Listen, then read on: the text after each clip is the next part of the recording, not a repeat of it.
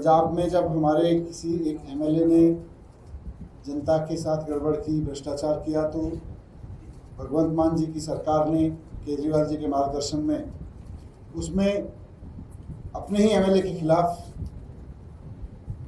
Action लेने में कोई कोताही नहीं की। यही अरविंद केजरीवाल जी की राजनीति है, यही भगवंत मान जी की सरकार का। और दिल्ली में जब हमारी सरकार थी तो दिल्ली की हमारी सरकार का एक मोटो था कि भ्रष्टाचार बर्दाश्त नहीं होगा, भ्रष्टाचार में कोई भी लिप्त पाया जाएगा, जो भी जनता के साथ गद्दारी करेगा उसको छोड़ा नहीं जाएगा, वो कहीं हो कोई हो।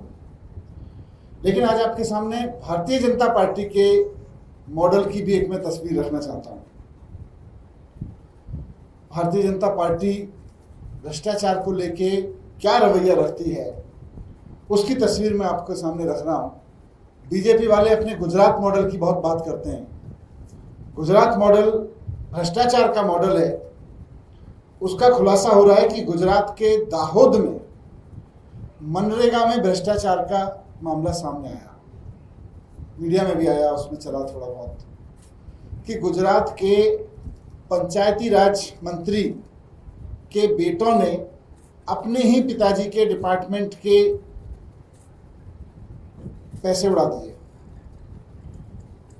दाहोद में 71 करोड़ रुपए का मनरेगा का घोटाला हुआ है।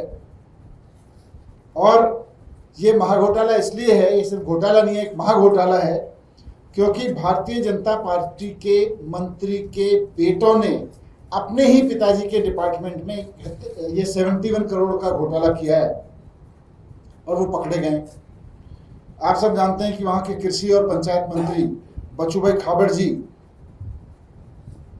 के विभाग में ये घोटाला हुआ है 71 करोड़ का, और उनके बेटे बलदेव और किरण और उनका भतीजा वहां पे 71 करोड़ की चोरी करने के आरोप में पकड़े गए हैं। क्या चोरी की है उन्होंने? कि मनरेगा के काम, गरीबों के जो काम गांव में होने थे वो हुए नहीं, कोई काम नहीं हुआ। मनरेगा बनाया गया था इसलिए कि गांव में, गांव के एकदम पॉवर्टी लाइन पे खड़े हुए गरीब लोगों को, जिनके पास कोई काम नहीं है, उनको रोजगार दिया जा सके और उनसे गांव में कुछ काम करवाए जा सके। लेकिन पंचायती राज मंत्री के बेटों ने कंपनियां बना के वो काम अपने हिस्से ले लिया और काम किया भी नहीं। तो गांव में कोई काम नहीं हुआ, गांव के गरीब लोगों को रोजगार नहीं मिला।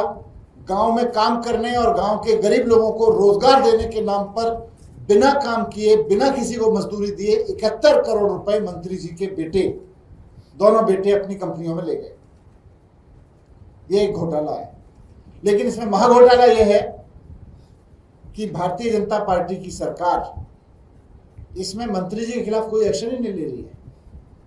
मंत्री जी के बेटे अपने ही पिताजी के डिपार्टमेंट में 71 करोड़ रुपए का घोटाला कर गए, और ये तो केवल 2 तहसीलों का मसला है।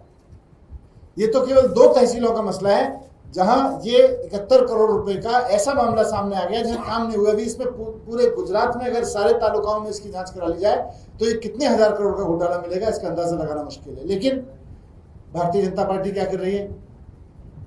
भारतीय जनता पार्टी ने कोई सीबीआई को केस नहीं दिया, वहां की सरकार ने कोई ईडी को केस नहीं दिया।